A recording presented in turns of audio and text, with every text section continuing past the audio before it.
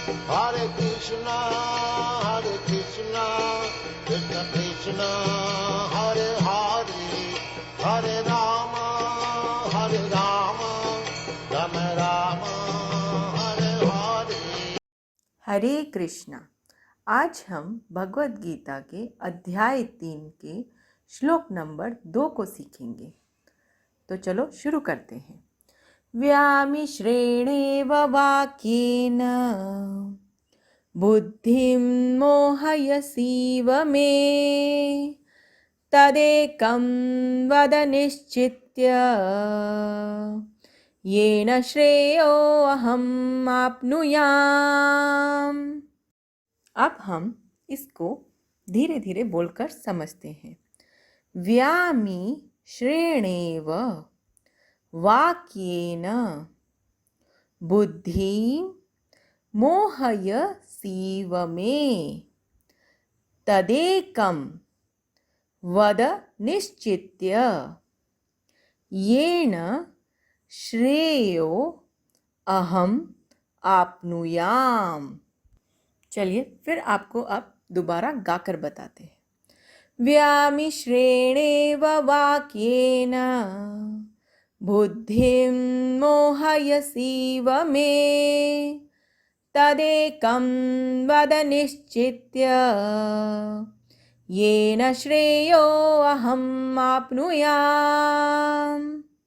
अब समझते हैं इस श्लोक का मतलब क्या है।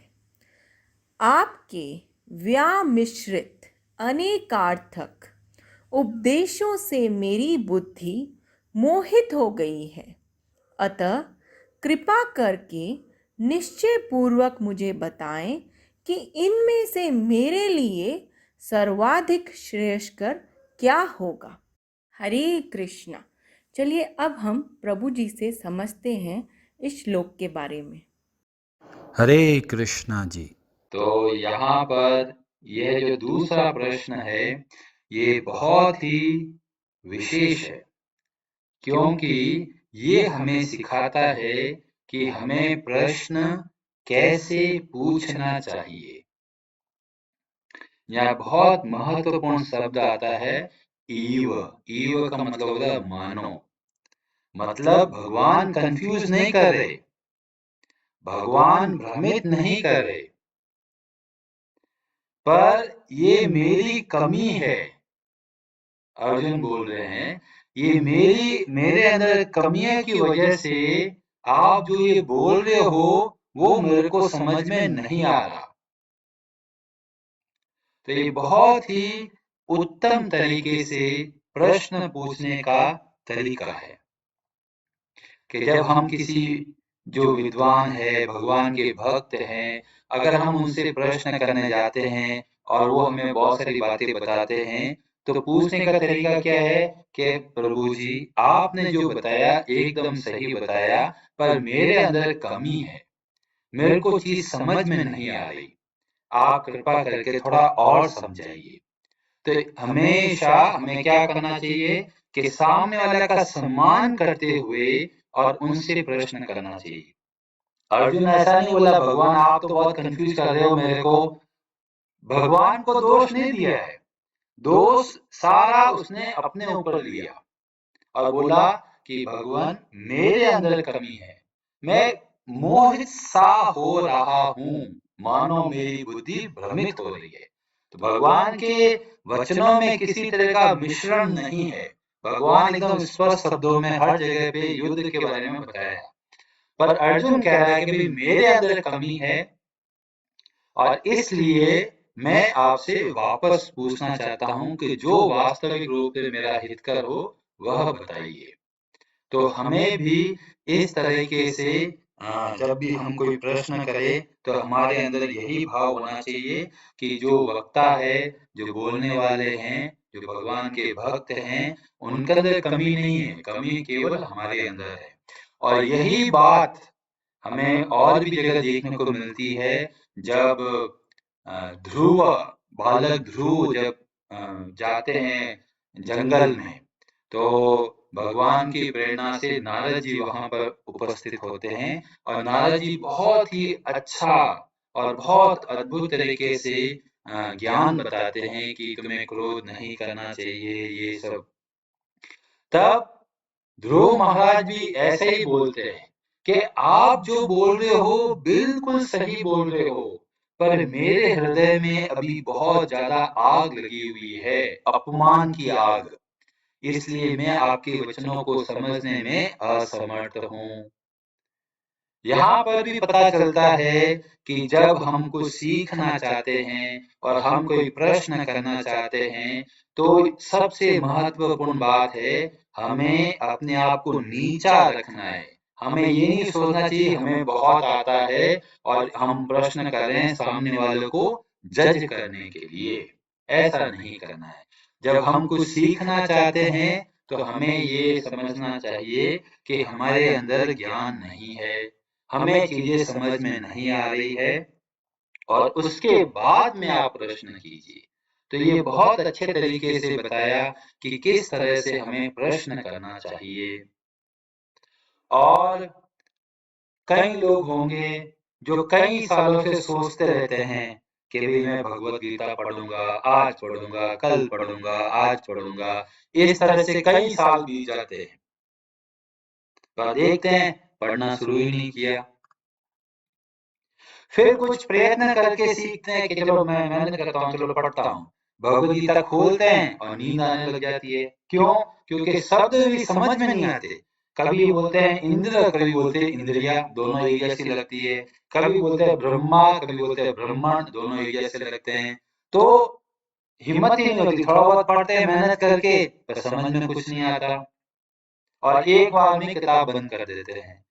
कई लोग होते हैं कि नहीं मैं और पढ़ूंगा, और पढ़ते हैं और पढ़ते हैं, फिर पढ़ते हैं पर समझ में उतना नहीं आता। पर जब हम लोग ऐसे सत्संग में रहते हैं, तो हम लोग नियमित रूप से स्वतः ही सीखते चले जाते हैं, क्योंकि इसके अंदर बहुत महत्वपूर्ण गुण है प्रश्न और उत्तर। जब हम प्रश्न और उत्तर करते हैं, तो हमें बहुत जल्दी चीजें सीखने को मिलती है और समझ में आती है। जो भगवत गीता हम इतने सालों से या तो पढ़े ही नहीं और पढ़े तो भी समझे नहीं, पर अब ऐसा लग रहा है कि हर कोई भगवत गीता के श्लोक को अच्छे से समझने का प्रयत्न कर रहा है और समझ भी रहे हैं। तो ये क्यों हो रहा है? क्योंकि ये इंटरेक्शन, ये प्रश्न और उत्तर की तरीके से हम लोग इसको समझने का प्रयत्न कर रहे हैं और नियमित रूप से कर रहे हैं। इसका वजह से हमें क्या है, भगवत गीता की कुछ बातें हमें और समझ में आने लगी।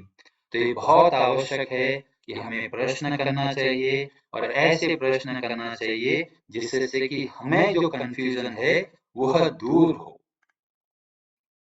और इसमें एक बहुत महत्वपूर्ण बात जो सामने दिखती है, वह यह दिखती है कि कई बार लोग बोलते हैं भाई भगवत गीता तो बहुत ही कंफ्यूजिंग है, भगवान कभी क्या बोलते हैं, कभी क्या बोलते हैं, कभी क्या बोलते हैं, कभी क्या बोलते हैं, भगवान खुद कंफ्यूज है। कई लोग तो ये समझ के बैठ जाते हैं, पर वास्तव में भगवान के अंदर कोई कंफ्यूजन नहीं है। क्यों? क्योंकि कंफ्यूजन, मोह जो होता है, वह भगवान की शक्ति माया देवी की वजह से होता है। और भगवान क्या है? उससे भी परे है। तो भगवान को ये नहीं भूलते कि भाई 10 साल पहले मैंने क्या किया था। उनको ये भी पता है कि हजारों साल पहले किसने क्या बोला था, वो भी भगवान को पता है। जब ये दामोदर लीला की बात आती है भगवान श्री कृष्ण की, तब भगवान श्री कृष्ण को मैया यशोदा ने ओखल से बांध दिया। अब भगवान की दृष्टि सामने दो बड़े पेड़ अर्जुन के जो वृक्ष होते हैं उस पे पड़ती है और तुरंत भगवान बोलते हैं, ये दोनों कुबेर के बेटे हैं और इनको श्राप दिए थे मेरे प्रिय भक्त नारद जी ने हजारों साल पहले। अब उनका उद्धार का समय आ गया है। मतलब भगवान को ये पता है नारद जी ने कब श्राप दिया इनको, और अब उनका जो श्राप की मुक्ति का समय आ गया है। तो भगवान कोई बात भूलते नहीं है, भगवान के अंदर ये दोष नहीं है। तो जब हम भगवत गीता का अध्ययन करने का प्रयत्न करें, इसलिए हम लोग क्या करते हैं, हम प्रार्थना करते हैं। हम कहते हैं, हे भगवान साधी माम, त्वां प्रपन्नम, हे भगवान मैं भ्रमित हूं, आप मुझे मार्ग बताइए, मैं आपकी शरण हूं और आपकी शरण हुए मुझे शिक्षा दीजिए। तो इस तरह से हम अपने आप को ये समझना चाहिए कि हमारे अंदर कमी है। भगवत गीता में या भगवान श्री कृष्ण में कोई कमी नहीं है और भगवान श्री कृष्ण की वाणी भी पूर्णतया सत्य है। तो हमें किस तरह से भगवत गीता को अध्ययन करने का प्रयत्न करना चाहिए, जैसा कि अर्जुन कर रहे हैं। कमी मेरे अंदर है, पर भगवान आपका सहयोग चाहिए। आप कृपा कीजिए, तब ही हमें ये समझ में आएगा, नहीं तो हम लोग भी भ्रमित होते रहेंगे। बहुत सारे लोग आज भी भ्रमित है। भगवत गीता पे बड़े-बड़े क्लास लेते हैं और बहुत सारी बातें बोलते हैं, पर उनका जो उद्देश्य है वो भगवत गीता के अनुसार ही नहीं। बहुत सारे लोग बोलते हैं हम भगवत गीता पढ़कर हम भगवान जैसे बन जाएंगे, पर भगवत गीता में भगवान बोलते हैं कि ममैवांशो जीव लोके जीव भूतः सनातनः, ये जो मेरा अंश है वो हमेशा अंश ही रहेगा, कभी वो भगवान नहीं बन सकता। पर फिर भी बहुत सारे लोग बोलते हैं कि देखो ये भगवान की तरह बन गए, या मैं ध्यान करने से भगवान की तरह बन जाऊंगा। तो ये भगवान श्री कृष्ण की जो भगवत गीता के विरुद्ध शिक्षा है।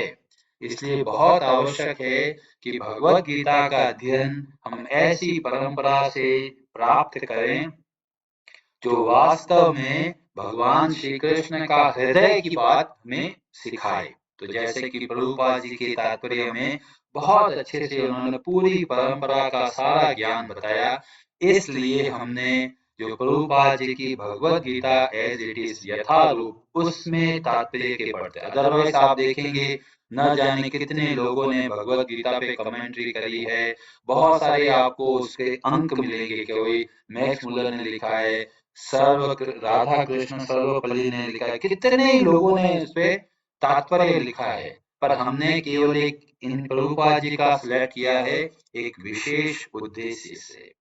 इसलिए हमें जब भगवत गीता का अध्ययन करना है तो हम अपने आप को एकदम निम्न श्रेणी में लाकर और फिर अध्ययन करना चाहिए। हरे कृष्णा जी, आप सबका बहुत बहुत धन्यवाद।